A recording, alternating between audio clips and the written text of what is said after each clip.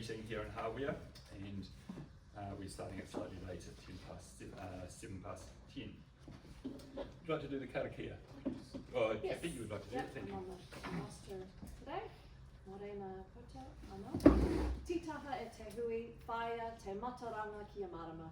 Kia whai take ngā mahi katoa, tu maia, tu kaha, aroha atu, aroha mai, tātou I a tātou katoa.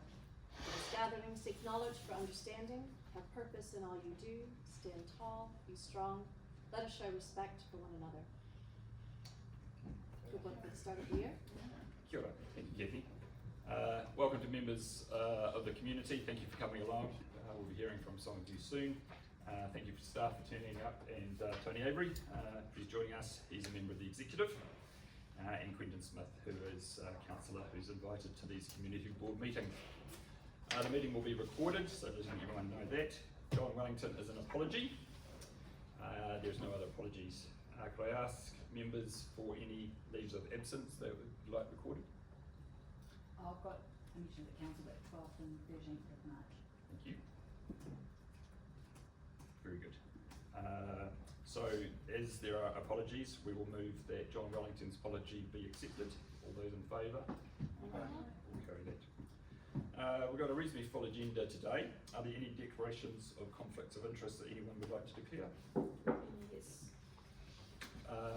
Yep, next up. I'm a trustee on the Mount Sorrel College Foundation. Very good. So I won't. I've taken that decision. Yeah. Unless you need some clarification. That is helpful, thank you. And Simon, I'll declare a conflict for item 3. Which License is to occupy. for Mount Barker on Road. Mount Barker Road. Very good, thank you. So we'll note those two conflicts. Any other conflicts? Fantastic. At this stage we would discuss any matters lying on the table, but there are none, so we'll move to the public forum. And Chris, it'd be good to see you. Good to see you again, Chris. Welcome. Chris is from Abbeyfield, and the floor is yours for the next 3 or so minutes to bring us up to date with news with Abbeyfield, Chris. Thank you. Good morning, Chair and members. My name is Chris Shield. I'm the Chair of Abbeyfield Wānaka Incorporated. We are a volunteer charitable trust working to establish an Abbeyfield home in Wānaka. Abbeyfield is a proven housing model which provides small, independent units for old people on limited incomes. Residents pay an affordable monthly rent set to slightly below superannuation for a person living alone. The monthly rental also includes all utilities and meals. Our plan is for a 14-unit home to be built in Wānaka so as to provide affordable housing for local older residents who otherwise face leaving town or living in precarious conditions. The local community will raise the approximate $4 million construction cost through community fundraising, grants and philanthropic support. However, we cannot afford the additional and substantial cost required to purchase a suitable site. The Abbeyfield model depends on the goodwill of the community and local authorities to provide or gift suitable land. We understand the Mount Aspiring College Foundation intends to relinquish Lot 2 at 131 Plantation Road and return it to council. Today, we ask you to support and facilitate the transfer of this land from the MAC Foundation to QLDC and to recommend that QLDC gift or long-term lease the site to Abbeyfield Wānaka for the purpose of building an Abbeyfield home. The site also includes a house on the street frontage. Including that house in any transfer would be highly beneficial to us because it would provide live-in accommodation for the housekeeper cook who provides meals and day-to-day support. Additionally, including the existing house would greatly enhance site access, parking and operational flexibility for the Abbeyfield home constructed at the rear of the site. Your support would unlock an affordable, community-led, cost-effective accommodation solution for older people in Wānaka. Thank you for your consideration. I'm happy to answer any questions. And we do have time for some questions, so thank you for outlining that, Chris. Any questions from the one, thank you. Just around gifting versus long-term leasing. Yes. Do you have any thoughts on that? Have you had discussions with lenders? Is there? The committee is perfectly relaxed. Okay. Either a long-term lease or a gift, either which way would work for us, provided the committee has unfettered access to the land and so forth.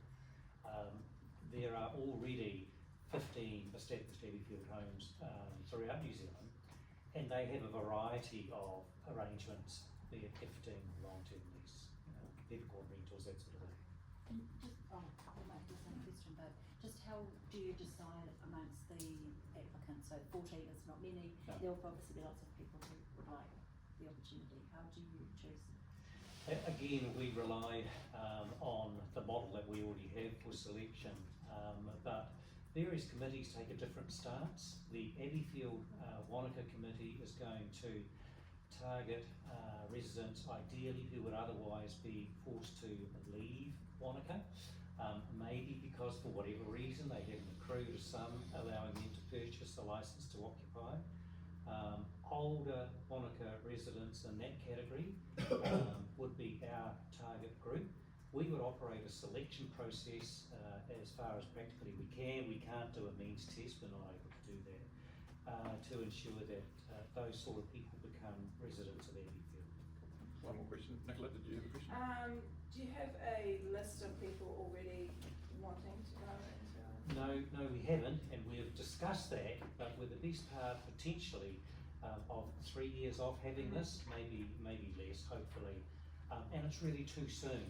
But you know there's a demand. Yes, we do. We've established that. We have Dr. Sally Keeling on our committee. She is a recognised geriatric researcher, and we've done our work in this regard. I was also the deputy chair of Abbeyfield, Hornby and Christchurch, and the demand is always there. And you've got Judy Scott, obviously, on your committee as well, Yes, with the Housing Trust, so there's parallels there. Yeah. Thank you, Chris. Thanks for the work that Judy does, Lyle, you, Meg, and the rest of the team, and we look forward to furthering these conversations. Very good. Thank you. Thank you for your time. Very good. There was no other late. Fantastic, thank you. We'll move on to confirming the agenda, and has anyone got any questions or anything they'd like to see change on the agenda? Given that's reason pro forma, then I'll move that the agenda be confirmed without additional alteration. Thank you, Nikki Gladding. All those in favour? Very good. We had our previous meeting on the 16th of December, and that was at Wharenga. The minutes have been circulated. Is there any questions or comments or alterations for the minutes that have already been produced? Okay, in the absence of that, then I will, as pro forma, move that that the minutes from the 16th of December committee board meeting be confirmed. All those who would like to second that? Sure. Thank you, Chris. All those in favour? Aye. No one against? Very good. So thank you. We'll get into the substantive part of the meeting now, and we've got a number of license to occupy to discuss. So Hayden, would you like to come up, Hayden? Thank you. We'll work our way through these. So Hayden is, yeah, thank you, Hayden. Hayden's Manager of Development Engineering Subdivision within Council. We'll start work through these one by one. The first one is the 31 Manuka Crescent. Anything you'd like to add, or shall we take that as read? You can take that as read and get on here to supporting the Great, fantastic. Okay. So this is the wanting to go across public land and reserve to facilitate a ramp up to a carport. Who would like to start with some questions or? Great. So I could have gone into the resource consent stuff, but I haven't. So in terms of their legal access, is it over that piece of land that they want the ramp to go over? Yeah, this LTO was in advance of an application for resource consent, so pending the outcome of this will decide which direction the applicant wants to take. So yeah, there will be legal access to that site. So there is no legal access currently? No, there is. Yeah, it's a site already. It's a lot already available on that street. Yeah. It's just that the legal access as it is now would drop down quite steeply into the site. So this was a design solution by them to Right. You have legal access from any road reserve, so the legal access, but they have what they call as a connection to service. CCs. Yeah, Yeah. whereas, you know, to identify the location of a driveway or something like that, but this is just slightly different to that, yeah. Yeah, well, But commonly, similar. the resource consent decision will decide whether they go through an engineer acceptance route or a CCS route to formalise the legal access, but it's available. So I guess the question is, there's going to be a driveway there, or they have a right to a driveway somewhere, and that's going to be potentially concreted over, and there are services under that regardless. And I suppose it's cheaper to dig up concrete than the ramp, and that's the thing, right? Is that the It's a retaining ramp is- structure. It's the retaining So structure. having a retaining structure over council services and I guess we don't wish, council policy is not to allow this kind of encroachment of a structure for vehicle access. You'll notice the properties either way have got bedded down gravel driveways, I think, might not even be concrete, but Yeah. you know, we'd be happy, of course, we wouldn't stand in the way of a concrete access. It's just the structure itself being the immovable, permanent Yes. piece of infrastructure that's above a water submarine. Yeah. Good question. Nicola? No, I had the same question. So, just a very quick one. So basically, we're going to have a structure that's going to restrict your ability to walk alongside the road reserve at some point. You don't have to walk around. Potentially, one of council's concerns is we don't know what future development, council development might happen along that road. Yes, it could be a footpath in the future. There could be a need to renew that main, that water main underneath that structure. There could be a multiple amount of reasons why our policy tends to be to prevent permanent obstruction to our road reserve. If we were to decline, do you think that they'd be able to keep the design and somehow change it so that? I think so. I think it's the old everything's engineerable for a cost.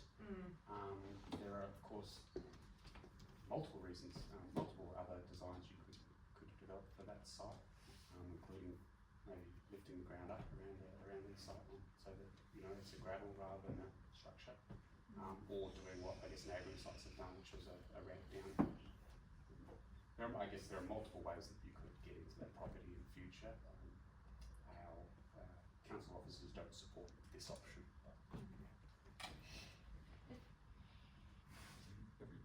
Thanks. First question, how far away is the water infrastructure from the retaining wall part of the ramp? It's sitting within it, yeah. It's underneath the ramp. So the ramp No, goes the from. retaining wall part, so there's a retaining. Oh, yeah, it's a block retaining wall. Yeah, so how far from that? I believe it's within a metre of it. So it's directly beneath the retaining, not aside. It's Beneath the retaining It's going wall. along the road.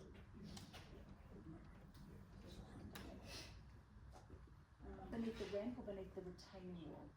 The ramp has Yeah, the ramp is retained either side. Either side, okay, sorry, Yeah, that's gotcha. right. Okay, yeah, makes sense. Cool. Brenton? Oh, no questions. Cody? Yeah. The staff's recommendation was to decline it. I think it's setting a pretty significant precedent to be putting fixed structures across council land on reserve there to effectively make it easier for the landowner to maximise their personal land there. I know that Wānaka present reasonably well. It doesn't seem to be in keeping with that exception, and it would mean some, it would be a hassle for landowners. I fully understand, but I think we have to just be careful about keeping public land sacrosanct and not putting on fixed structures there, and then allowing that to continue to be being perpetuated possibly throughout that street and then the subdivision and then further on from there. Sorry, excuse me. I'm the landowner. I'm sorry. This is a community board meeting. I'm sorry, sir. Yeah. It is unable for people in the public gallery to speak to an item in a community board meeting. I know that may be frustrating, but we are speaking to the paper and the way that the paper has been presented. It doesn't allow, there was an opportunity in the public forum to speak to matters, but unfortunately it doesn't allow during a community board or council meeting for there to be participation from the public. No, I fully understand that. Okay, so you'll have, Can- I can understand I there might just- be a but coming, and that then does overall what I've just said. I'm just wondering, the way I'm looking at the drawings, the retaining structure is at one part, but the ramp comes down the side. I don't know, the drawings to me don't look like the retaining bit comes right out. I'm just wondering if there's a possibility of the ramp being reasonably easily movable. Whether there's an opportunity to engineer it in a way that it could be, you know, moved if the council ever wanted to do that, but I understand if it was going to undermine a retaining structure, but I'm just looking at the drawings and to me the retaining structure doesn't look like it goes the length of the ramp, and I'm getting nods from the back. So I'm just not getting clarity from here, so I'd really like to understand exactly where the pipework is, exactly where that is in relation to the retaining structure, because I understand you can't have stuff under a retaining structure, but if the ramp is just going over the top of that, supported by a retaining structure to the side, and if that ramp could be engineered, or part of it engineered so that it was reasonably easy to move, then I don't see why it would be an obstacle, because they could have, you know, a formed, sealed driveway, and we all know it's difficult to get to works regardless of what you do over the top. But get some real clarity on that, yeah. So, yeah, drawings are in front of you, as you said, and the application as it stands isn't supported by council officers. It's not, I would say, it is wider than just the water pipe that we are talking about. Having a structure within road reserve, which is permanent, is something that council do not support as policy through an LTO, apart from, as you see in some of the next agenda items where we are looking back to rectify and remedy existing issues. So, Is yeah, there- as I've said, there are design solutions that Yeah. maybe we would support. Is there, if there was a lower impact ramp design, could that be approved through a Yeah. normal connection to council services process under delegation? If a different application came in, we would look at it on those merits. Okay, so there is a pathway forward for the applicant to work with council, you know, if it was just a bridge that was, a ramp that was levered between a footing and the building, and that could be lifted out, that could be achieved under delegation. It would potentially be, Potentially. supported by office, exactly. Yeah, okay. We look at each application on its merits, and, you know, with the general policy is that we don't support permanent occupations of our local reserve. So whether it was a ramp, or whether it was cantilevered, or whether it was some other fanciful design, we'd still want to decide on the merits of that in each case. So is this the detailed design, or is this a high level kind of concept with a license to occupy, and then they would proceed with the design? Yeah. So we could grant a license to occupy under certain conditions. We could say, yes, we will grant the license to occupy, subject to the ramp being of a design that is supported by the engineers, so that access to services is reasonably retained. So we could put that, we could grant it with conditions. Something you could consider as council. Yeah, I suppose it would urge caution because we don't know what that solution would be. Well, that's the point, that we don't But, know. so there is another path forward as There is another things path. identify. You've got an application in front of you, which is a very Yeah. purposeful, direct application that's been asked to assess the advice. I would urge caution in trying to redesign that through this process without knowing the outcome of that. Would rejecting a license to occupy today be an obstacle in any way to another application for a license to occupy with a more specific, No, it would not. right? We would look at each application on its merits, and part of the process is to speak with and communicate with the agent for the applicants and try to work on solutions. But as Tony's put, What is the cost of applying for a license to occupy? I believe it's circa $600.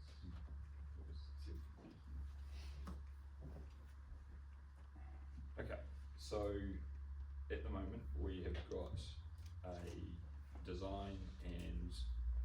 paper in front of us, and I take Tony's point, it's not our job to re-engineer a solution at a council meeting, at a community board meeting.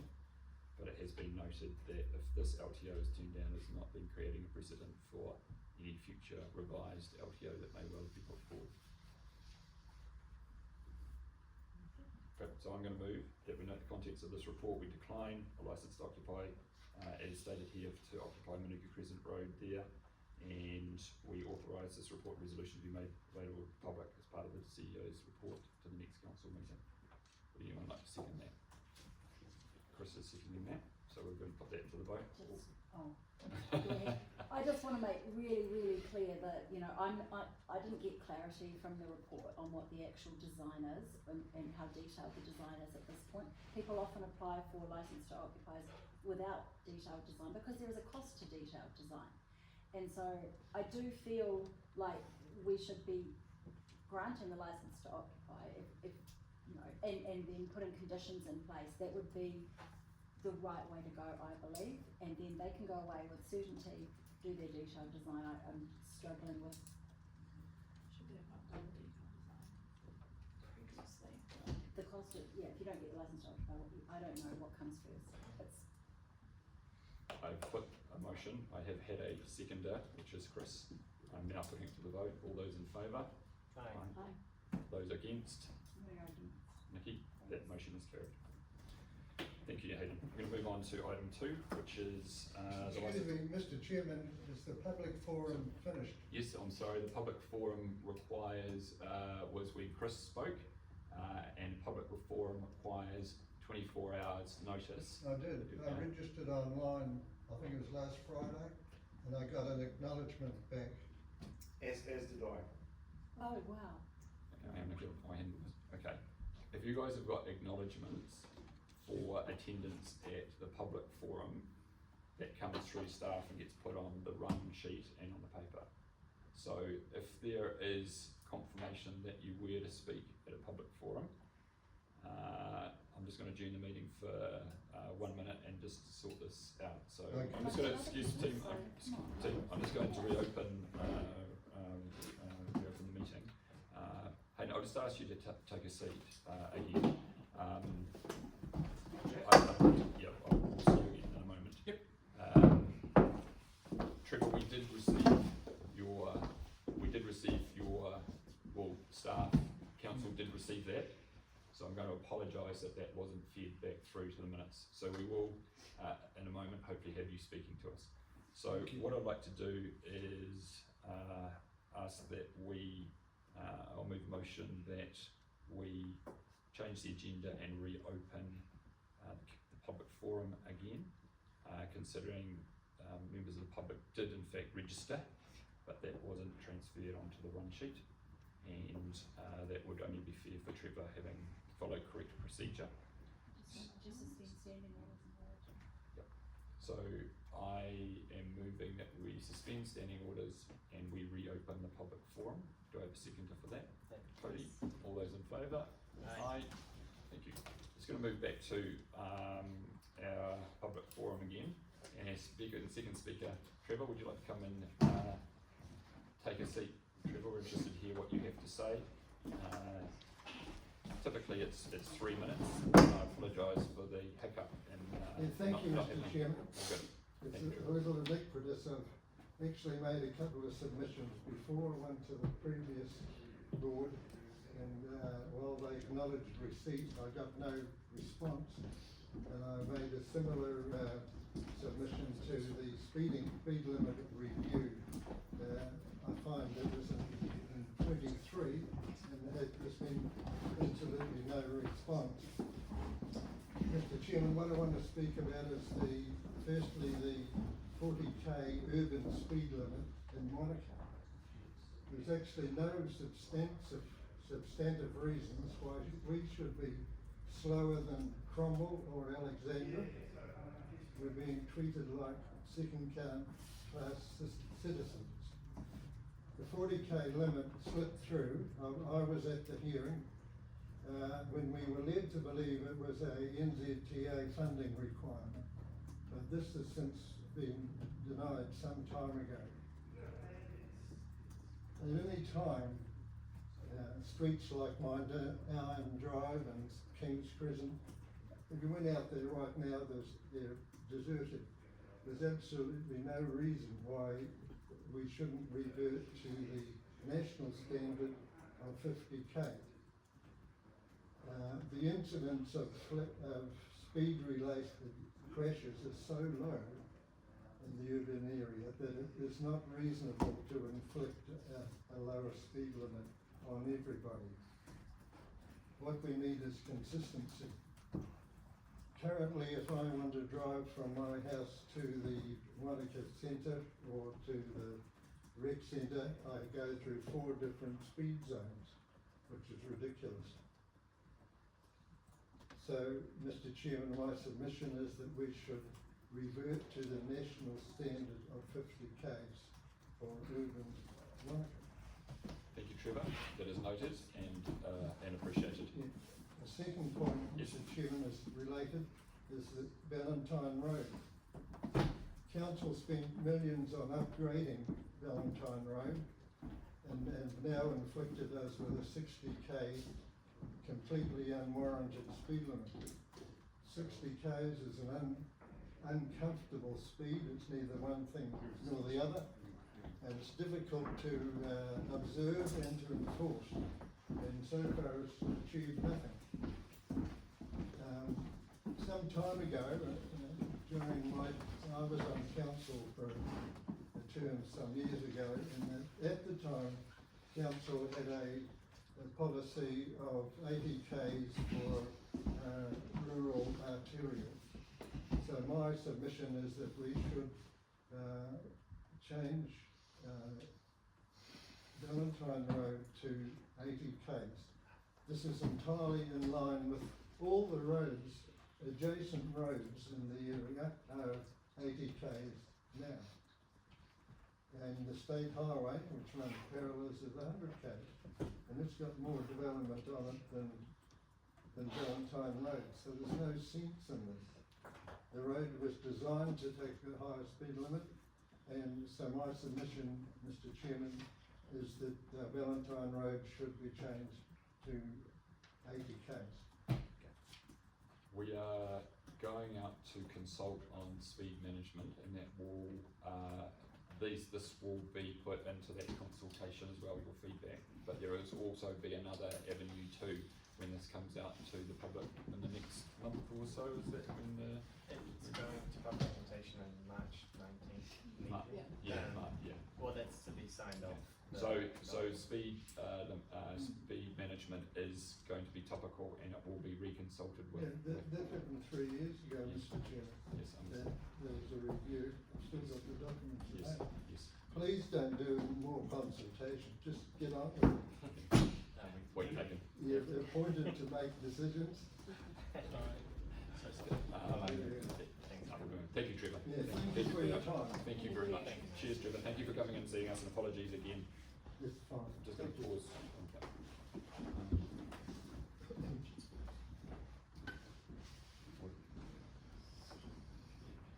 So, John, talk to this, give advice around this options here in terms of regulation, applications, maybe resolutions, speak, and then give the job and the options here in front of the committee around doing payroll decision or not. Continue with standing orders. So we're continuing with the public forum. Richard, I apologise, Richard, for the breakdown in communication. And my apologies for potentially storming out. That's fine. No, I just think there was I can understand the frustration. You did submit your request to speak at the public forum. It was received. There was a mistake on our part. We apologise for that. We've slightly unprecedented reopened standing orders, and I think that's only fair.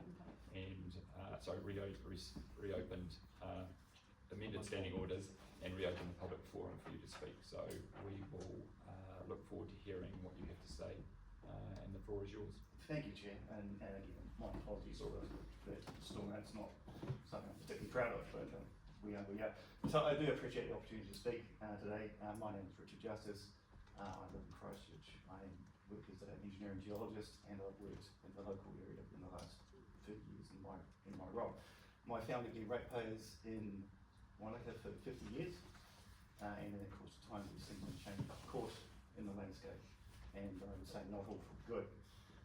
In regard to our licence to occupy, I'd like to outline some elements for you to discuss and consider, include precedent, alignment with QLDC's vision for 2050, and why the proposed vehicle access ramp, in my opinion, provides a better solution than an earthworks solution. Firstly, on precedent, there are similar structures. This is not going to create a precedent in Wānaka or in Queenstown. One clear example is 98 Lismore Street, which is about 5 minutes walk from my house. I can show you photos of that, or you can of course visit that. That structure is almost identical to what we want to do. It also has a water main underneath, or in very close proximity to the bridge. I grant that their property is steeper and higher than ours, but both suffer from the same issue of the vehicle being unable to traffic. You can get down, of course, haphazardly, but you cannot get up. So I put it to you that the situation is very much the same as what we are faced with. Second, I want to talk about QLDC's vision for 2050 and beyond. That vision talks about equity, accessibility, and thoughtful management of growth, emphasises creating places where people of all ages and abilities can participate fully in community life. And I'm sure you've mentioned that much more so tonight. The ramp we're proposing supports all of those outcomes. It provides safe, inclusive, step-free access, not only for ourselves, but for future users as well. Older residents, which we, of course we've become, people with limited mobility, parents with prams, the list goes on. All of those are council-inspired aspirations for 2050 and beyond. Thirdly, and perhaps most importantly, my opinion, the ramp provides better outcomes than an earthworks solution. The earthworks, of course, requires excavation, requires retaining structures, permanent alteration of the landform, which for me is very important.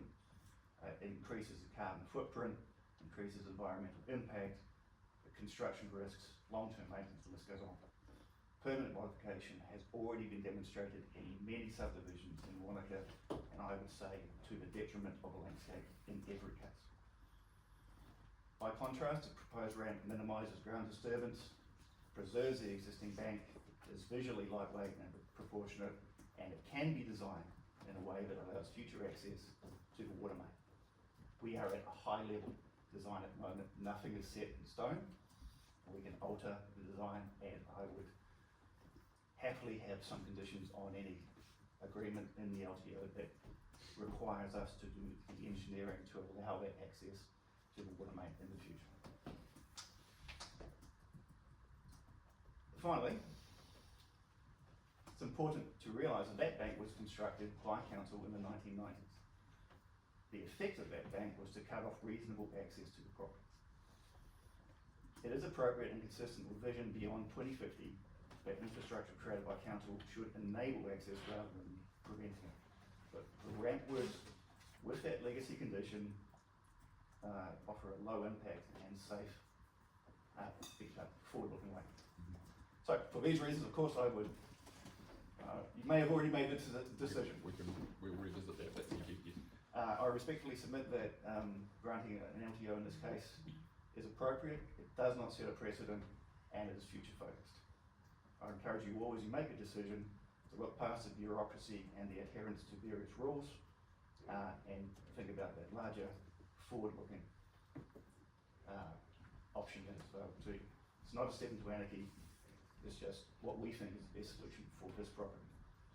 Thank you. Thank you, Richard. I'm going to allow, because this is topical, just one or two questions. I will just, that 98 Lismore Street is quite a different topography, you know. Oh, I agree. So the precedent, you could say it's precedent, but 98 pretty much goes down like that. Okay, and I accept that. It's a different topography, but a vehicle, whether it's a metre high, 2 metres high, or 10, it doesn't make any difference. It's inaccessible. In fact, the only vehicle that can drive down there, down our property, is a Suzuki Jimny. I don't want to drive a Suzuki Jimny for the rest of my life. Fair enough. Any other, Kathy? Firstly, I want to applaud your alignment with the QLDC Vision 2050. As someone who was a part of that process, it's just really great to hear that people are aware of it and are thinking about it when, even if it is in a creative way. So thank you for that, for taking the time to understand what that's all about. And my question is, do you already have possible other alternatives that you would consider if if this were declining, you would be submitting for a different LTO in the future? There are two. Yeah. One would be an earthworks solution, creating a ramp down at grade, at the grades which we're required to, I think it's 1 and 8 off the top of my head. That takes up a lot of flat land. It is a heavy earthworks thing, and it involves permanent modification of the landform, which is something we simply just would rather not. This other option is, because we own the property next door, is give ourselves permission for permanent access from our adjoining property. The problem with that is when we sell, that remains as, I guess, a covenant or something on the land, and is really not a desirable outcome. So we think that this is the most desirable outcome, best outcome for a lot of reasons. I don't think it's the cheapest. Thank you for clarifying. Thanks. Richard, thank you for articulating clearly and succinctly, and again, thank you for bearing with us as some of those procedural things we'll work through. Thank you very much. Thank you, Richard. I'm going to move a motion that we standing orders reapplies to the meeting. Anyone who would like to second that? Yes. Kathy, all those in favour? Aye. So we're back there. Hayden, would you like to come back up? So I think you need to do this form. Yes, exactly. So, should I talk to you? Hang on 2 seconds. I'm just going to. So no, Hayden, you come up. I just want to ask, has anything you've heard given you sense that if this paper was written again, it might be written in a slightly different way? Can I just pause you? I think, with respect, you made a decision Yep. to have a further debate. I think Yep. you need to exercise this clause 24(5), which I can talk to, which then allows you to ask questions and re-debate if you want to. Yeah, well, I'm trying to get a sense here, probably from the team, whether we continue on with the agenda or whether we want to revisit the first item, item 1 that we have already made a decision on, and then we would execute that. I think it would be worth pushing the alternative, which would be to grant a licence, and I've drafted something that sort of. I need to probably take subject to- advice from John. I don't think you can, because you No, I'm made a not putting motion. anything down, I'm just saying, I think it would be worth being able to have a discussion and vote, and if it goes down, then yeah. I'm wondering whether it's get left, we revisit and leave it on the table, because I think that would probably be where maybe we're obviously. John, can we invoke that email that you sent through to Tony So just to explain it. revisit that? Thanks for advice from John. I think what you've done, you've made a resolution, so you Yep. can't just unwind that. No, I process. understand, 100%. There is an ability, and John can talk a bit about it. Maybe John, do you want to talk to that? Yes, Peter's coming to you, I think. the standing order clause that 24(5) allows for the revocation or alteration of a resolution at the same meeting under circumstances where the meeting has received fresh facts Yep. or information concerning it during the course of the meeting which has taken place. It does require 75% of members present and voting to agree to the resolution to the revocation or alteration.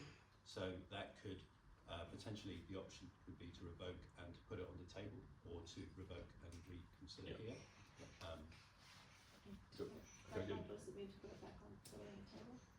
Well, leave it lying on the, For another meeting? For next yes, meeting. yes, so not a decision's made, it's put on pause effectively until the next meeting, which may give us more time to work through with staff, etc., and come back a little more informed rather than us trying to re-engineer a solution or wording in this particular meeting. Would it be the same application, or would that be an opportunity for it to be Oh, well, then, revised? I assume that you would have the ability to refresh a paper if it's a standing item lying on the table. I think it can. Yeah, further information can be brought in to put on the table. So it doesn't. I've spoken to Richard as such outside now, but he'd be willing to go real. So I think you've got, I think Agree with Ron, John, but you need to make a formal resolution Yes, we to will. revoke Yep, that's right, under yeah. clause 24(5), revoke that decision because of new information, which then allows you to reconsider that. So I'm going to move a motion under 24.5 of standing orders, which we're operating at the moment, to revocate the resolution that we made on item 1 of the agenda, and to leave that agenda item open and lying on the table. I think that would be a separate Okay, resolution. two things So- you need to revoke, and then First you of need all, Thank 75% you very much. support I for will that. pause that we are going to revoke that decision we made on item 1.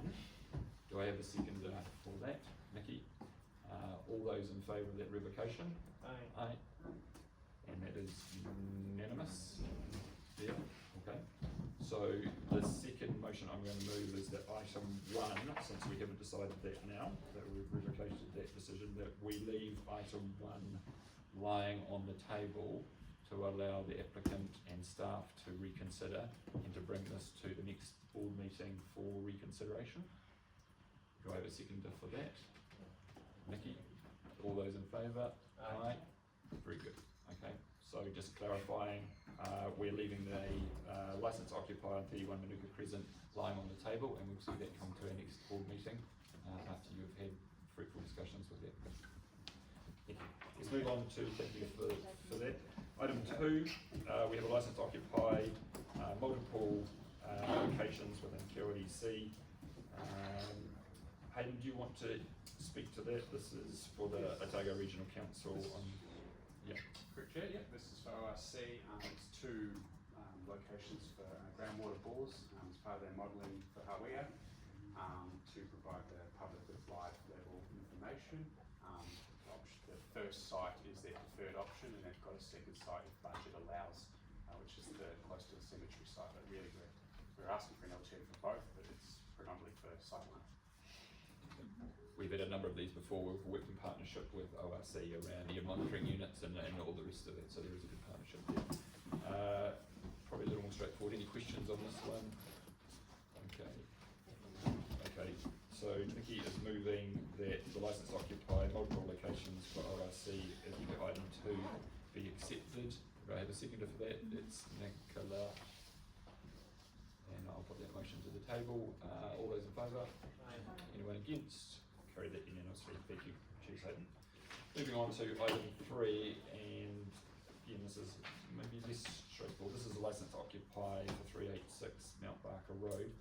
Hayden, would you just like to clarify to us, there's a few moving parts in this, around existing structures, applications for new structures and road reserve?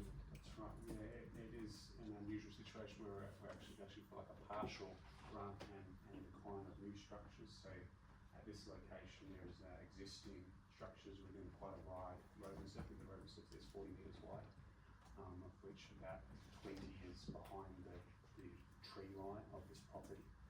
So to all passing cars it looks private. Okay. Not be punitive to the applicant, they've decided not to decline the existing structures. We feel that would be unfair to an applicant who's coming forward. Essentially, it's like an amnesty. You've come forward with existing structures that have been in the ground for decades. But we'd like them conditioned so that it cannot be expected to. The application did include a number of new structures and water infrastructure and the likes. We are proposing to decline that for the same reasons as we just spoke on the first site. Permanent structures within the road reserve is against council policy. But as I've said, it's a partial to, not punitive to what's existing there, with conditions that should council need that land in the future, we're subject to removal. So it's basically putting a legal instrument in there that should we need that in the future. Thank you. Are we going to the table, Cody? It's the sort of grandfather clause thing again, which I know is in the new RMA, which creates some problems, especially when you're using policy to guide decision making from here, and it sort of there's a bit of nuance that undercuts some decision making. But I mean, I think in general, I'm starting to recognise some problematic themes with having governance oversight and licence to occupy. I don't really have much questions, just to make those statements. Were you sitting on the staff's recommendations regarding this? I'm typically supportive of staff recommendations just because I think it's an operational matter, and I think having clear policy to guide this would mean that we wouldn't need to have governance oversight. But then I also appreciate the irony of grandfather clauses that tend to undermine clear policy in the same respect, because they, set precedent just by fact of existing. Anyway, just to highlight that awkwardness, and for anyone else moving forward, thanks. Are there any questions to the motion from us? Quintus? Okay, did you want to speak? Yes, Joe, could answer that. The fact that we're conditioning the existing occupation at this, does give up some legal instrument to prevent it from occurring in future or expanding in future. Yeah, I hear your point about grandfathering. I think we're trying to take, believe it or not, a pragmatic approach to these ones. Where we can understand that declining would be a situation we're asking, a landowner who's bought this site on, good faith, to be looking at stuff that didn't have a license to apply, didn't have position. I appreciate the pragmatism. Quinton? Yeah, look, I share some sympathy with that. I think we're in the weird position of trying to create exemptions and, and the risk of precedent and the like. I mean, I go back to what's the purpose of a road reserve, and I think road reserves are obviously owned by council for the purpose of roading and for services. So while I think there's, that's the primary purpose. I can't think of a lot of examples where we, in the district, of where we have buildings in road reserves permanently. So I'm struggling with that aspect of it, because I really can't think of any examples of vertical buildings, driveways and things aside. So I think we need to be mindful of that. As I said, the service components, the water and there clearly are things like that, and letterboxes and bin enclosures and stuff that do occur in road reserves, and they're far less of a problem in my view. So anyway, just some thoughts. Nicola? No. I'm just remind you of the conflict, so I'm abstaining from the conversation. Nicola? I guess my only question is, when the person bought this property, do they own the road reserve or not? Did they know that when they bought it? And when they go to sell it? If they did their due diligence, I would hope that they would have most been likely aware that part of the property sits within road reserve. I believe it's about 20 metres if the property appears to be in road reserve just because of the existing layout. So the structures were essentially illegal. This LTO provides some legal mechanism to allow them to not be illegal structures, and in declining the existing, I guess that resulted in maybe some enforcement by council to have them removed, which again, in terms of pragmatism and additional costs for both the applicant and council, is why we're saying, why we have recommended these council officers to partially grant decline of new and granting. No questions? Chris? No, I think it's all pretty clear. I tend to agree that those existing structures have been there for a period of time. We've been making mistakes of approving them. So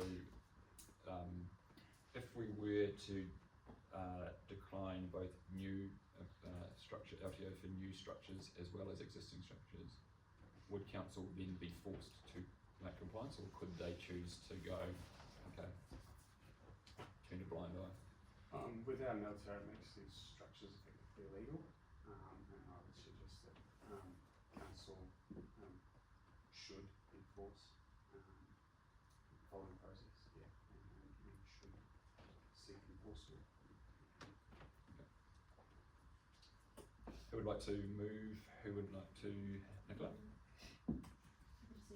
Okay, so you, Nicola, you're moving council's recommendation to note the contents of the report to decline the licence to occupy for new structures, additional new structures, grant a licensed occupier for existing structures, Subject to the conditions. subject to the conditions. Yeah, I'm interested. Okay, that's the motion put. All those in favour? Anyone against?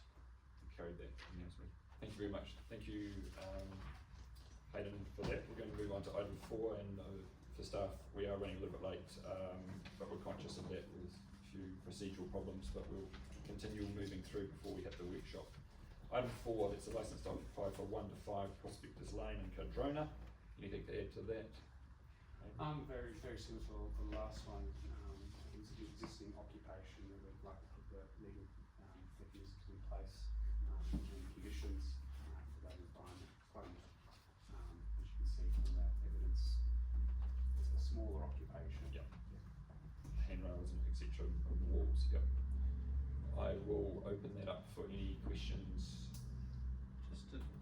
For clarity, so Prospectors Lane is a vested road, is it? That is, I believe it's a private way. Oh no, it's A vested lane, okay. Low speed environment. Yeah, but it's a lane that is only there because of, and presumably the work was done at the time the property was developed, and this is only resulted. The lane's only been vested because it serves more than 6 properties within that. That's right, it serves an existing, development, of course, back when it's 44 unit development to the rear. This land happens to be, the LTO applicant is on the land adjoining, which happens to adjoin that. Sorry. But yeah, the lane itself is servicing other properties as well. That was my question, was just, the note from the Three Waters engineer was private Toby's name located within the initial retaining portion of the road reserve. Not quite sure what that means, but I just want to be certain, we may not have any infrastructure in there. There's no infrastructure that services other houses beneath those structures. Yeah, I believe the front lot, there's a dwelling on the front there, and I think that's what the officer is referring to. There's a Toby box to service that. So removal of the wall would require them to do some work with that. They'd have to relocate that Toby. Right, so I guess what I'm asking is, if somebody's own, breach of and structure within the road reserve limits isn't affecting their own Three Waters services, that's one thing. It's another thing if there was a pipe that's servicing someone else's property running under these encroachments. Is there or not? I don't believe so. No, I believe it's just the servicing that front property. Yeah, that's what Okay. the officer's referring Thank to. you. Yeah. Any other questions, comments? Would anyone like to move that license requirements? So Cody is moving that the licensed occupier for 1 to 5 Prospectors Lane be accepted based on the rest of the report there. Who would like to second that? Okay. Chris, all those in favour? Aye. No one against. Thank you again. Move on to item 5. I think the final licensed occupier that we're working on today, and that is for 57 West Meadows Road. It's placing containers during construction works. Anyone got any questions around this? Just the one thing I did notice, there are some trees there. I'm just conscious of where the containers are with relation to the trees. Some of the diagrams look like it was sort of on top of the tree, some look beside. I think, like I'm not going to change, but I wouldn't like to ensure that after 20 months or something else like that, that it's not causing we get a loss of established trees on that road verge. I believe there is a condition for inspection at the end. Yeah, but see, that's too late. Right. We don't want to, there's 2 for 1, so we suddenly get 2 baby trees rather than they look like they might have been 5 or 6 years old. Okay, Can you just make a note to speak to that and just ask that special attention be given and placement in respect of those trees, particularly the compression around the roots, etc. It's just be a waste, and we don't want to have them ask for forgiveness rather than permission. Okay. Anything else around this item? I'm just looking at there is the layout on some of the photos appear to be slightly different. Yeah. There seems to be one of them is a tree that's going to be underneath it. container and another one that looks like it's fine, so there's some clarity. I think we'll leave some staff judgment there around that, but it's particularly, you know, there We was might have a zone chair, and that's what we're looking at in terms of the application. There's an area which they're asking for a license to occupy, but yeah, we'll definitely pay special attention to the roots, and that's fine. Okay. I'll move that the licence occupied for 57 West Meadows Drive be accepted. Would someone like to second that? Sure. Kathy, thank you for seconding that. All those in favour? Aye. And we'll carry that. Thank you again. Hayden, thanks for your hard work, and we look forward to seeing that matter lying on the table come back to us at the next meeting. Cheers. Cheers. Cheers. Aaron. So we're going to talk about what's been on the community board's agenda for probably a couple of years now, and it's really exciting to get to this point, and that's regarding the partnership between Council and Mount Aspiring College about the releasing of an encumbrance on their land there to allow future development and lending against that. Aaron, Roger, anything you would like to add on top of the paper that's been presented? No, I have to take this read. It's quite a bit of summary, actually. Well, have been intimately involved. So look, I'd just like to set the scene. I think this is a classic example of where the community board can really be an enabler. We had Mount Aspiring College and Matt Williams come to me about 2 years ago and say, Simon, we've got a bit of a problem here. We've got this hostel that has done amazing work for the school and the community. We're wanting to develop it. We can't borrow against it because it has an encumbrance. Can we try and be pragmatic? And so we then put in touch with Roger and the team before that. There was a lot of history and Tony, and it came back. We had an agreement in principle from the previous community board to advance this, and it's gone through everything. But I think we've led in a really pragmatic space here. We've got land, what's called Middle Earth, that middle part and behind the between the sort of what used to be the music room at on Plantation Road and the hostel that could have been tied up in perpetuity. It could be sitting there, nothing happening for it for the next 1,000 years. And I think this is a solution that works very well. It allows MAC to then have it unencumbered, they can borrow money and help to refurbish the hostel, and the public land, the land comes back into council responsibility. And we've already had Abbeyfield express interest in what that land might need to be used for. So I'm setting the scene, so I'm really, really happy, and I really commend everyone's work that's gone through that. And Roger, you working very closely with Matt Williams and the team at the Mount Aspiring College Foundation. Thank you for that. I'm not sure whether we need discussion or questions, but I'm happy to go either around the room or anyone who would like to ask questions or make comment. That's great. Let's make some comment if it's useful. Look, I think when council are dealing with land issues, we've always got to understand opportunity cost and the specific circumstances of a particular piece of land. Obviously, on the other side of the primary school, we've just sold a piece of land. Now, as the chair has pointed out, there's a unique set of circumstances here that this is already subject to an effectively permanent occupation for the benefit of education, and council supported that previously. So I think that creates a certain set of circumstances, and equally the potential of the remainder still remains an option for council to understand the opportunities there. The opportunity for affordable housing or social services stuff is a compelling option in that case, and it is an unusual shaped and difficult piece of land to sell on the open market as well. So just wanted to put those things in mix. Yeah, the shape is unique, so fitting 14 units on there might not be easy. I'm saying, we want you to, can I just, I know we are moving the release of the encumbrance.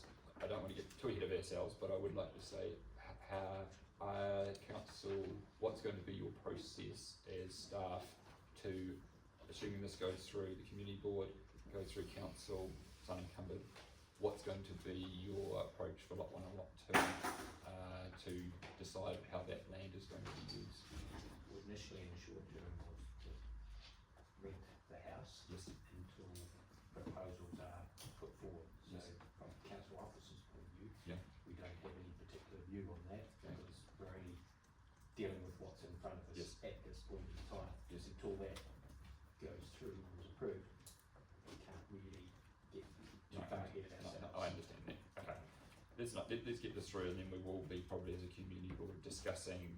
There's been interest from community groups in that land, and I think that we will be discussing that as a team, and then if we get some consensus, we'll be coming to you with some ideas of some direction on how that might be considered. So just to be clear, this is a recommendation to you to come to council Yes. to make that decision. That's right. Any future use of that land will also need to be a council decision. 100%. So just, we'll work that process through, just so we're clear on that. And I think it's just for everyone to understand that this land is district land, it's not Sker Heights land, so it's not just for the benefit of the Wānaka ward, it is land that is owned by the QLDC as a whole, as opposed to the slight nuances around Sker Heights that was for the benefit of Wānaka itself, so I think that needs to be taken into account as well. I'd just like to acknowledge that foundation as well, where the house wasn't initially included, and that left us a very peculiar and difficult piece of land to try and utilise for any purpose, so they did come to the party in the discussion, so what you've got in front of us is a practical outcome from both parties, and an equitable outcome. And it certainly is a mutual admiration society at the moment, which doesn't always happen, which is great to see.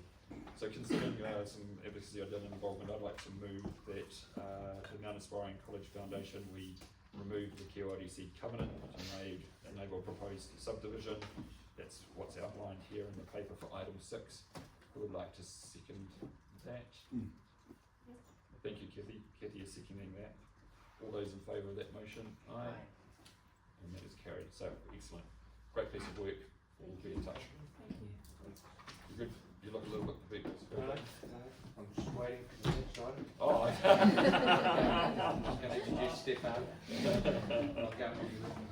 Item 7. Don't move, Roger. You haven't.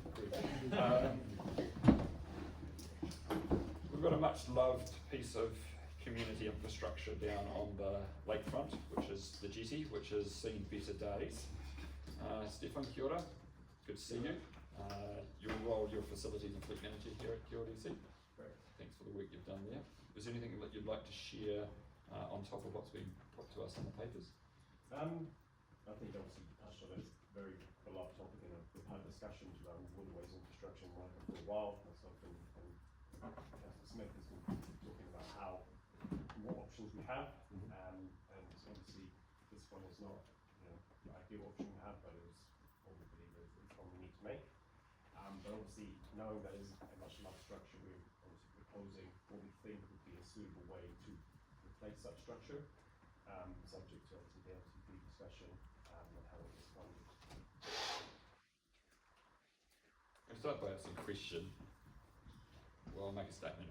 I feel that the risk appetite for the current wharf is sort of zero, and I've had a number of members of the public say we don't want to see that jetty go until we see a replacement. We don't want to be in no man's land for 3-4 years without something down there. There's a lot of people that have, they were kids when they manued off there, their grandparents do it, the eels, everything else like that.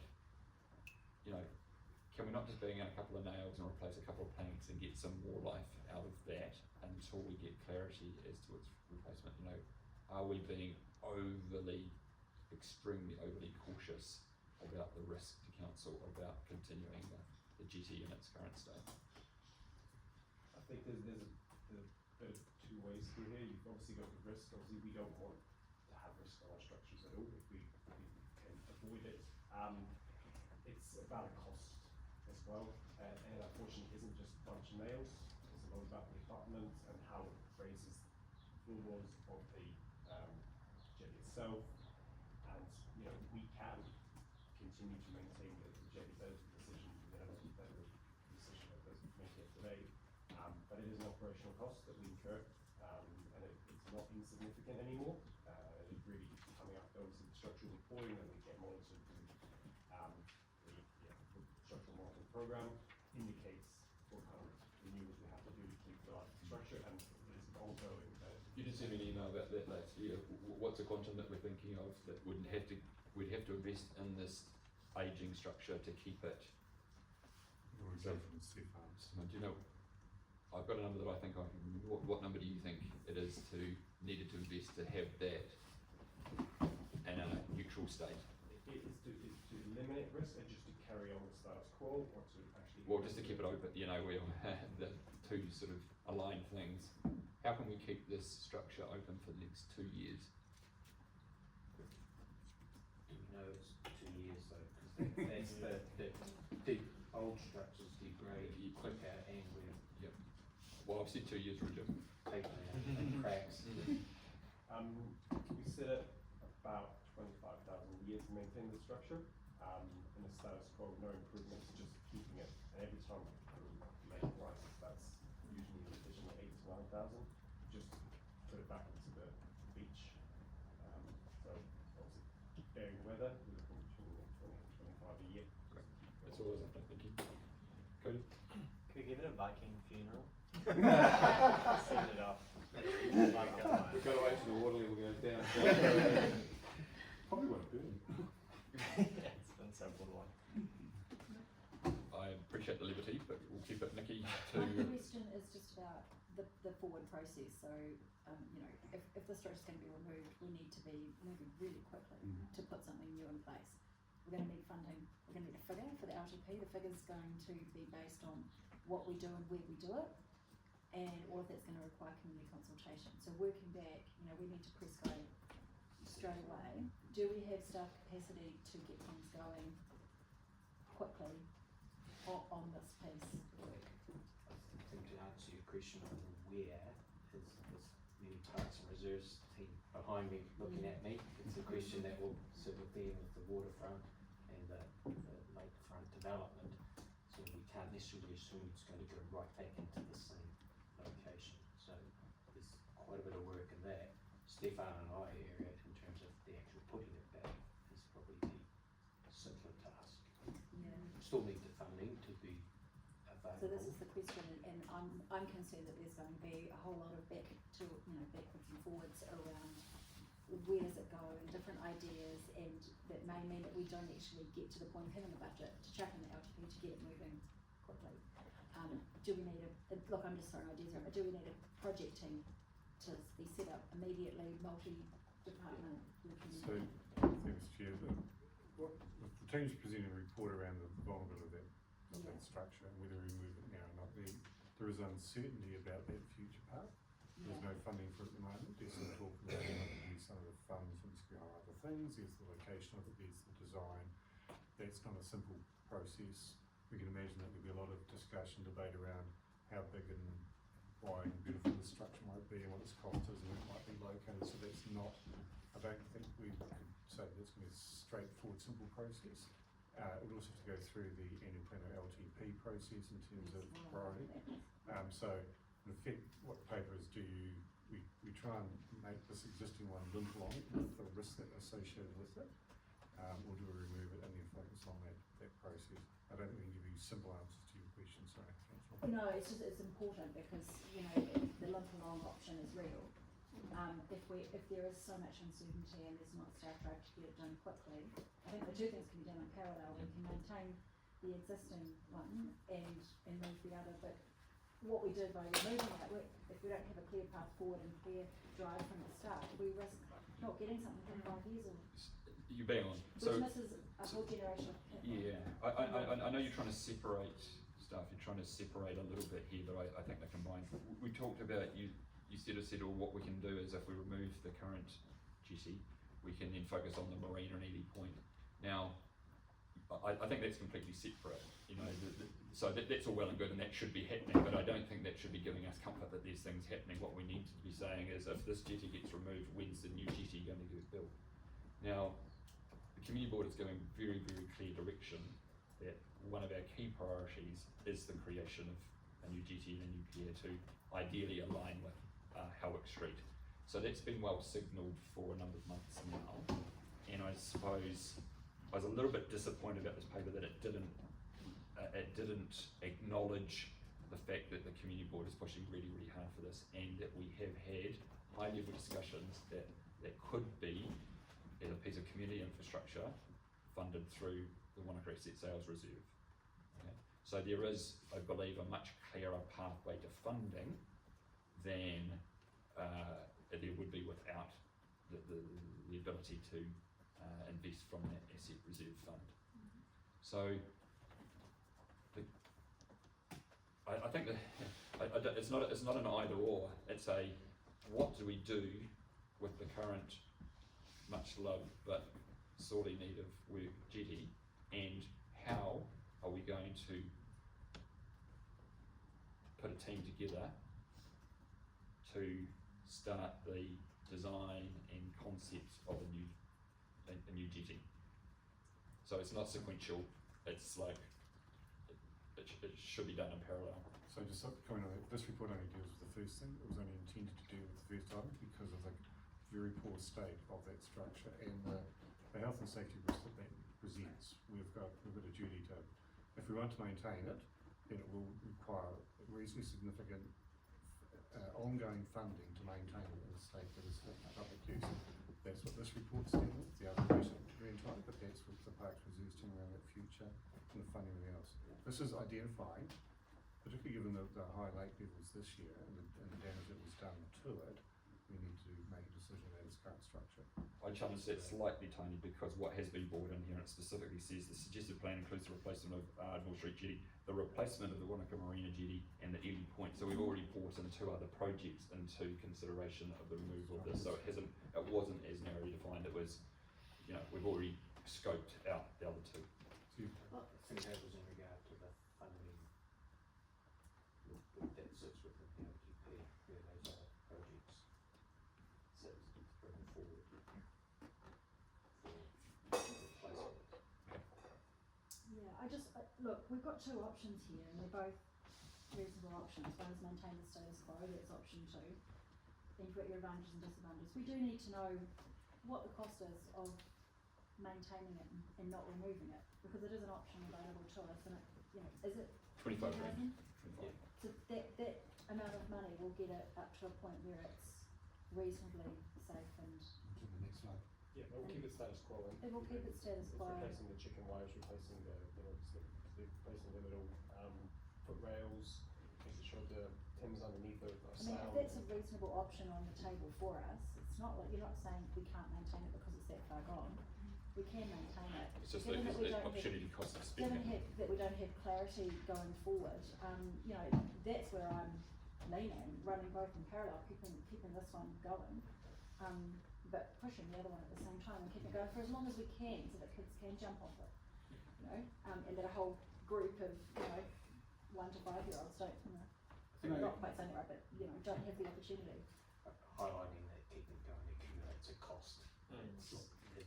The impetus to move the other forward faster. Yes, Can I just throw two there? One you said, given the extent of the damage, continued repair is no longer practical. So we're giving different advice now around that, because those are two different views. In terms of the budget we have been looking at as a practical with what is being used for at the moment, and how much we need to invest it into it to maintain it. We view as a practical option. Obviously, putting forward I think option B was how we were envisioning a possible funding if there was a process went through that, where unspent other projects could be brought forward to fund a replacement, so that obviously could be in the LTP. No longer practical, but But possible. possible. Possible. But there's a cost. Yeah. Okay, thank you. Yeah. Cody, Quinton, and then Kathy. I would rather spend the money on planning and working and developing the new wharf. If you want to conquer the island, light the boats on fire. I don't think that fixing this wharf is going to incentivize the other wharf to be developed quicker. I think the opposite. I think we actually just need to remove it. It'll put pressure on actually getting something else to replace it, and we'll, instead of spending time and resource on band-aiding something that is extremely problematic, I'd rather spend that time and resource on building something that's future focused and there for long term, and ensuring that there's a lot of pressure to get it done as soon as possible. I don't see how you can incentivize it whilst that's still around. Well, the budgets are in quite They've separate got areas budgets. there, aren't they? Yeah, I understand. I still think there's a political appetite to drive something when there is a deficit of it. I don't think there's an appetite to drive it when there's something still available there that's still working. So I think you're sort of creating a rod for your own back when you say that it's somehow going to incentivize the development of the new wharf. Thank you. Yeah, and look, obviously I've been advocating for some clear asset management and renewals program for the waterway structures, because I think we have had challenges with that over time. How much money is available for renewals currently, and could that not fit within those budgets? So the renewals budgets are district-wide Yeah. for a lot of the renewal stuff. The one that I'm talking to this paper is earmarked for the Influence program. That is a 5.1. That's for out in the LTP. The other ones, we have about $14 million across the other renewals. That's covered Kingston or Bosco and those significant structures that are also facing similar challenges, unfortunately. Yeah. Look, I'm aware of those other capital amounts. I was sort of trying to talk about the renewals amounts, like what per year, how much per year do you have to spend on maintaining waterway structures? This year it's about 790, and next year it's about 860. And that's across.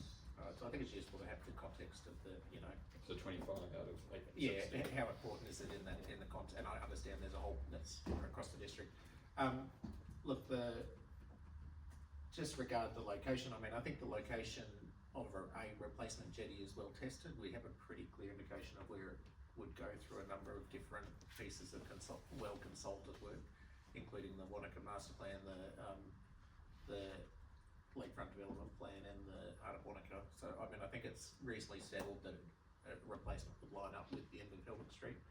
I think one of the options that exists for the board, and I don't obviously vote or could move this, but an option is to actually add a recommendation to this, is that the board recommend that work commence immediately on the design and funding associated with the replacement within 2 years, and we actually set a really clear expectation that we're replacing this within 2 years. That's neutral as to whether we maintain the other one or not, because that's another decision. You could also do that at the same time. So, and the offer obviously hasn't been resolved by the board, but there is a clear indication that the Reserves Asset Fund might fund that. So 2 years funded and having a clear delivery program, I think is something that that the board could consider including in the recommendation. Thank you, Quentin. Gabby? Thank you. Look, this is a really interesting conversation. It's really all about risk, isn't it? Because on the one hand, you've got the risk of the wharf itself and the danger that presents in its current state. A lot of those sort of 1 to 5 year old preschoolers, Nikki, who we all have in our head, really wanting to be able to access the wharf, those are actually the ones who are most at risk from a wharf that isn't fit for purpose. Really aware of that from a health and safety perspective. And then there's a risk that any delay in funding is going to mean that we don't have a jetty for a period of time. The reality is we're always going to have a period of time when we don't have a jetty between point A and point B. I think it's Why? Well, Why? well, The different sides. okay. Okay. All right, I got that wrong. Well, I feel like because it doesn't sound like it's gonna last 5 years, really, it doesn't. But we're going to have something in the front of town. I guess my point is once. Yeah. Okay. So you're saying if it was maintained, it could stay there whilst. Yeah, absolutely, because it's yeah, fair enough. 80 metres, 100 metres, whatever, down to the west. Yeah, got it. So thank you for that clarification. I'll remove that particular argument. But I think there is, to Cody's point, there is something to the motivation that not having our desired end thing there right now will the incentivation to, the incentive to keep that moving is there, and then the fact that we have this so high on our priority list as a community board, at a certain level, I feel like we've got to believe in ourselves and our ability to advocate and really push for a solution that we feel, we know that the community is looking for. And maybe the maintenance that would have been, the money that would have been spent on the maintenance to keep the status quo, you could put into the planning and design instead, right away. It's there in the budget, clearly. Hey, no ideas I'd like to about make a idea. point on that, because remember that, Wānaka ratepayers do feed into the renewals budget, that is district-wide, there is a pot district-wide. If we decide that we don't wanna maintain this, we're just, our money's still going into that budget, it's just getting spent elsewhere in the district. There is no, I don't see the downside in retaining this structure, as long as it's safe, and spending, and maintaining it. Especially because we're looking at building a wharf on a different site. This, it's not the end of its life, it can be maintained. Why would we not? I don't see, it certainly won't affect the impetus for me to, in terms of pushing for the next wharf. Gonna be doing that anyway, we know this has a limited lifespan, but it's about the life of the asset. If it's still got life in it, and if the whole district is feeding into its renewal, why would we not use that funding to maintain it as long as we possibly can? I understand $20,000 a year, but in the big scheme of things, if what we do and the joy that people get out of the structure, I think, and given the uncertainty around when it's going to be replaced, I think, for me, at this point, I think. Few comment now, Tony, did you want to speak? No, I'm just making a point that there is limited funds in terms of the renewals budget, so money spent here is not spent somewhere else in the sort of significant chunk, so that you've tethered funds, so that's right. Chris? Just one thing really is that, I see you were thinking of removing it at the end of this summer. Why we can't delay that until the end of next summer, or in 12 months' time when we do another, so we've worked on the replacement jetty, and in 12 months' time we come along and go, okay, it's dead, it's gone. But at the moment That would incentivise us. And it gives us a period of time to actually, the people sitting around this table want a new jetty before the next election. It's as simple as that, and we will do whatever we can to make that happen. And if we can extend the life of this one for say 12 months at a known cost, then I think that will provide everybody, including the community, a motivation to actually get things moving, the consultations to go quickly as well. That's a good point, Stephen. I think to one of the risk factors is not a health and safety risk, but in an event like we had in September, October, Mother Nature might remove the jetty for us. There is a risk, but we'd be looking at the appetite for renewal. That is a very. I'm going to test something with the team here and we know the contents of the report that we invest in renewal of the Ardmore Street jetty. Notice the side in Tony. I think it's option 2, isn't it? I think it's what option 2. Just. We can move whatever we want. Yeah. Okay. I think so. Just typically option 2 is maintain status quo. So. Okay. Yeah. So that we maintain the current wharf through until the end of summer 2027. Okay, so it's time bound, gives us another year and a bit. We also then move in our motion that we ask for work to commence immediately for the replacement of the current wharf, and that we aim to have that designed and constructed within 2 years. Can I have a point of clarification on Yes. something asked from staff? Sure. The budget that we'll be using for renewals to make it more safe, is that indicative or is that a quote that we've received for the works done? I'm saying, like, are we saying roughly this amount, but is it actually that amount? It's an indicative cost. Because we don't actually know the real cost. It's not fully debated what is for similar characteristics of work. We've done this exercise a few times before. Okay. And then with allowed for inflation. Right. Okay. So we're agreeing to a figure we don't quite know, but it's obviously coming. But it's indicative based on past experience. Just to clarify. I think we'll use prudence because it's nearing the end of its services life, Yeah. so. Everyone knows the tone of what we're trying to do here. Yeah. Procedurally. Quick clarification, health and safety wise, so if it was to be maintained, and if a flood event came or something happened that on the day made it really truly not unstable, not safe for anyone, council would close it. I mean, you would put a barrier there, make sure people couldn't actually go onto it. Yep. Obviously, listen advice to the engineer as well, but yes. Okay. All I would say is Wānaka at the end of next summer, it doesn't give the impetus to do a good improvements at this point in time because you've got to maintain it for just one season, and again, it's either got a life or it hasn't. And if we're saying we'd like the new one constructed within 2 years, why don't we suggest within 2 years? Or just not approve removal at this point, and at a later point, if the structure becomes, you know, not repairable within a future. I'm just questioning the date. Okay, we're going to get to the point that before we move the motion, as you know, I just sort of try to be a bit more pragmatic here. Do we want to time bound this at all, this investment in maintaining the current wharf? Guys, you do? And how long do you want to time bound it for? I think it should be, if I may, I think it should be more conditional on the health and safety, because if we're spending 20-25 grand this year, is it gonna materially change next year that another 25 grand's gonna need to be spent, or is it gonna be another assessment that's been done in order to validate the The cost? ultimate risk decision always sits with the chief executive, I would say, in terms of, you know, they always have the override on closing the structure if it's unfair, but I mean, the option exists to say, continue investment in renewal for 2 years and or the replacement of the construction of the new jetty. That's the intent you're trying to get to.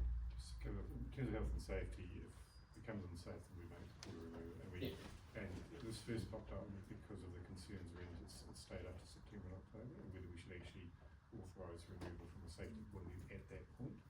We decided not to, but that's an ongoing risk, and we're not, I suppose, allow ourselves to put in a position where the structure is so unsafe that it caused safety risk to people. We would simply close it. And possibly remove it if it became really, really damaged. That is still a significant risk in terms of that duty need to be removed. Is it possible to time bound it, Simon, so with the construction of the new jetty, I mean, instead of putting a year on it, actually say. Yep, I hear what you're saying. Yeah, no, okay. So we're going to note the contents of this report.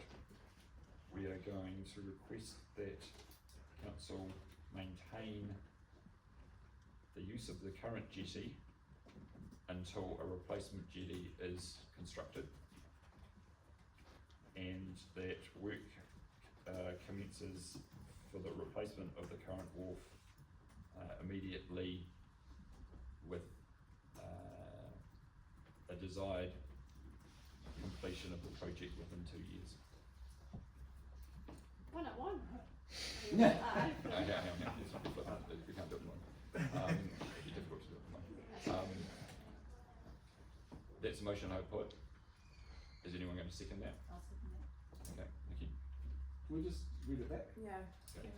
So one is that we note the contents of the report. The second is that we ask staff to maintain the current jetty through until a period in which a new jetty wharf, until the new wharf is opened. Okay, so we're time bounding it by the length of time it takes to get the new wharf open. Until completion of the new wharf. Correct, until completion of the new wharf.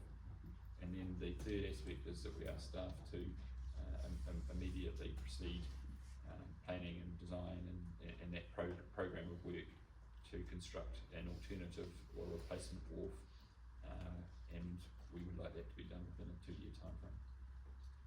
Construction. Did you have the word desired. Yeah. So We can't direct. Well, we can't direct you, so we can't direct you. I'll leave you That's it, that is our desire. yeah, Mm-hmm. 2 years, 3 months, or Yeah. 18 months. I do need to make the obvious comment that we don't know how long that process will take with the design, so I understand the design. Yeah. So Whether we're able to meet that or not. It's that. Faster it's met, the quicker. But at least it's we're met. starting the process. we're starting the process. We also need to make sure that there's funding for that, for the plan process. We understand that, and we can help with that. I put that motion, Nikki has seconded that. All those in favour? Aye. Anyone against? That is carried. Thank you, team, well done. Thank you, Roger. Thank you. Condition of down to us, we say yes. Thanks, everyone. Conscious of time, I'm conscious that staff, we've got a very expensive audience at the moment that could be doing other things, and I'm just going to move to item 8, which is the Chair's report. That's our way of showcasing how we've engaged with the community and communicating that. I don't want anyone to add anything else that they've done, but is there any questions or comments around that? Otherwise, I will move that the Chair's report and its contents be accepted. Anyone like to second? Sure. Thank you, Chris. All those in favour? Aye. Carried. Very good. Thank you for everyone. That was a little bit trickier than normal. We'll close the meeting at in a moment after Kathy has seen us off at the karakia. Whakamitanga. Kia ora. Kia whakaria te tapu, kia wātea ai e te ara, kia turuki whakataha ai, kia turuki whakataha ai, pami e, hui e, tai e. Meeting closed at 11:42. We'll have a small